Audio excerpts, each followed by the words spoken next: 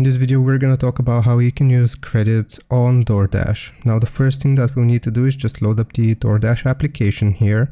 And as long as you have applied the credits to your account and they're already in your account, we will simply need to make an order. So here, I'll just do the burger den as an example. And let's say that I want to get this one.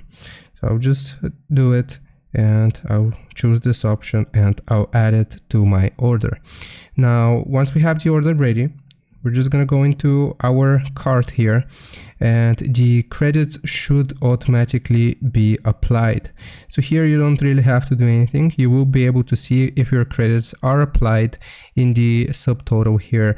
It should have a separate field for credits. And like I said, you don't have to do anything. They will be automatically applied to your order if you have them in your account. So I hope this was informative. Leave a like and sub, and I'll see you next time.